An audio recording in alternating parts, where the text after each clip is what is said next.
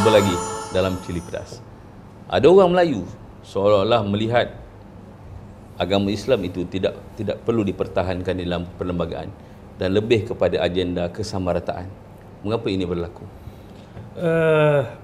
Semua ini berlaku sebab mungkin telah wujud golongan orang Melayu Islam yang liberal dekat dalam negara kita ni.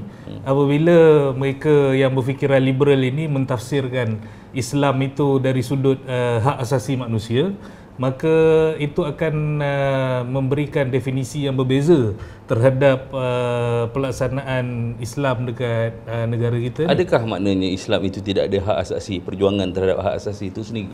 Hak asasi di dalam Islam adalah bergantung juga kepada hukum-hukum yang telah pun ada di dalam agama Islam itu. Contoh perbezaan lah. Katakan bahawa hak asasi memberikan hak yang sama rata di antara lelaki dan wanita. Tetapi bertentangan dengan agama kita, hak persamaan itu tidaklah sehingga membolehkan wanita itu menjadi pemimpin, menjadi imam kepada orang lelaki contohnya. Dan begitu juga dari segi pembahagian harta pusaka. Di dalam Islam, dua bahagian lelaki sama dengan satu bahagian wanita. Itu telah ditetapkan sebegitu. Tetapi kalau dari falsafah hak asasi manusia, ini satu yang tidak adil. Maka apabila berlakunya pertentangan pandangan yang sebegitu, apabila cuba mentafsirkan Islam itu dari sudut hak asasi manusia yang berkiblatkan barat, maka itulah jadi masalahnya. Berlaku pertembungan ya? Ya, itulah jadi masalahnya apabila mereka cuba nak memberikan tafsiran baru terhadap hukum-hukum agama, maka itulah yang akan terus menjadi perdebatan yang mengelirukan umat Islam sendiri. Adakah isu perlembagaan ini adalah isu resis? Perlembagaan bukan isu resis. Perlembagaan ini adalah satu peruntukan undang-undang, satu perjanjian yang telah dipersetujui di antara rakyat dengan rakyat, rakyat dengan pemimpin, pemimpin dengan raja, dan dia memberikan satu garis panduan yang jelas tentang peranan dan tanggungjawab yang harus dimainkan oleh masing-masing pihak. Jadi tidak boleh nak diperkatakan perlembagaan ini suatu yang resis sebab dari sudut hak keistimewaan orang Melayu contohnya telah dinyatakan dengan jelas di dalam perlembagaan orang Melayu diberikan keistimewaan berbanding dengan kaum-kaum yang lain.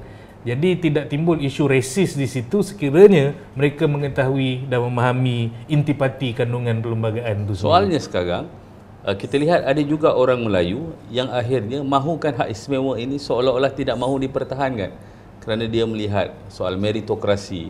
Dia melihat seolah-olah kalau dia dilindungi haknya itu seolah-olah dia menjadi second class citizen sebagainya.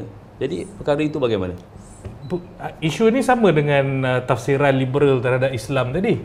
Apabila golongan-golongan liberal terhadap Islam ini memberikan pandangan untuk menyamaratakan dari hukum hakam Islam itu, wujud juga pada masa yang sama golongan yang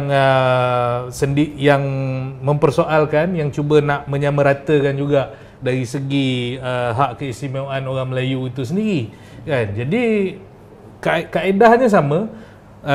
Macam sekarang ini ada 25 golongan yang dikatakan intelek, golongan intelek Melayu yang mempersoalkan tentang kewajaran hak istimewa orang Melayu ini. Tapi mereka itu sendiri sebelum pencennya, mereka sendiri hidup, mereka sendiri dapat berada di dalam posisi itu adalah kerana bantuan-bantuan yang telah diperolehi hasil daripada hak keistimewaan orang Melayu.